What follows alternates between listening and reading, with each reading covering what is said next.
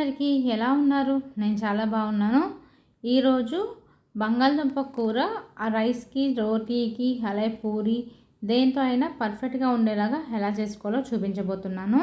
ఈ రెసిపీ చాలా ఈజీ, అలాగే ఎంతో టేస్టీ. దీనికోసం ముందుగా మూకుడు తీసుకున్న. మూకుడు స్టవ్ మీద పెట్టుకొని వేడైనాక ఒక 2 టేబుల్ స్పూన్స్ ఆయిల్ వేసుకున్నాను. ఆయిల్ వేడైన తర్వాత ఇందులోని ఒక పావు టీ స్పూన్ శనగపప్పు, మినపప్పు, అలాగే కొంచెం జీలకర్ర, అలాగే ఆవాలు. ఈ పోపు అనేది ఖచ్చితంగా వేసుకోండి. పోపు టేస్ట్ని చాలా డబల్ చేస్తుంది. పప్పులు పోపు అయితే మాత్రం చాలా బాగుంటుంది. అలాగే ఒక 2 ఎండుమిరపకాయలు. ఎండుమిరపకాయలు కూడా ఫ్లేవర్ చాలా మంచి ఫ్లేవర్ ఇస్తుంది. అలాగే టేస్ట్ కూడా చాలా బాగుంటుంది. ఇవన్నీ వేసుకొని పప్పులు మంచి కలర్ వచ్చేంత వరకు వేయించుకున్న తర్వాత మీడియం సైజు ఉల్లిపాయలు 2, ఒక 2 పచ్చిమిర్చి చీలికలు, కొంచెం కరివేపాకు ఇవన్నీ వేసుకొని ఉల్లిపాయలు పింక్ కలర్ వచ్చేంత వరకు ఫ్రై చేసుకోవాలి. అలాగే ఉల్లిపాయలు మాడిపోకూడదు.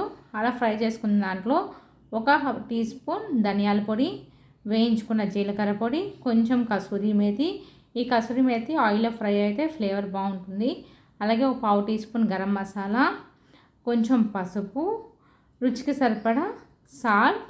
ఇక్కడ సాల్ట్ కర్రీ మొత్తానికి సరిపోయేంత వేసేసుకుంటున్నాను. అలాగే కారంకి సరిపడా కారం ఇవన్నీ వేసుకొని మసాలాలు బాగా ఫ్రై అయ్యేంత వరకు ఫ్రై చేసుకోవాలి. ఈ మసాలాలు వేసుకొని స్టవ్ లో ఫ్లేమ్లో పెట్టుకొని ఫ్రై చేసుకోవాలి, లేకపోతే ఘాటు వస్తుంది, మాడిపోతుంది. ఆ తర్వాత ఫ్రై చేసుకున్న తర్వాత 2 మీడియం సైజు టమోటా ముక్కలు కూడా వేసుకోవాలి. ఇక్కడ అల్లం వెల్లుల్లి పేస్ట్ వేసుకోండి, క్లిప్పింగ్ మిస్ అయ్యింది. వేసుకొని మూత పెట్టుకొని టమోటాలు బాగా మగ్గేంత వరకు మగ్గించుకోవాలి. ఇలా మగ్గించుకున్న తర్వాత ఒకసారి మూత తీసుకొని బాగా కలుపుకుంటూ టమోటాలని బాగా మెత్తగా మ్యాష్ చేసుకోవాలి. ఇలా మ్యాష్ చేసుకున్న దాంట్లో ఒక small tea glass water, 3/4 glass water వేస్తే సరిపోతుంది. అలా వేసుకొని మూత పెట్టుకొని లో ఫ్లేమ్లో బాగా టమోటాలు గ్రేవీగా అయ్యేంత వరకు బాగా మగ్గించుకోవాలి. మనం వేసుకున్న మసాలాలు పచ్చివాసన పోయేంత వరకు మగ్గించుకోవాలి. వన్స్ ఇలాగ ఆయిల్ పైకి వచ్చిన తర్వాత మూత తీసుకొని ఒకసారి బాగా కలుపుకొని ఇక్కడ ముందుగానే ఉడకపెట్టుకొని పొట్టు తీసి పెట్టుకున్న బంగాళదుంపలు వేసుకున్నాను. మీరు ఇక్కడ మ్యాష్ చేసైనా వేసుకోవచ్చు, లేదా గైడ్తో ఇలాగ వేసుకున్నాకైనా మ్యాష్ చేసుకోవచ్చు.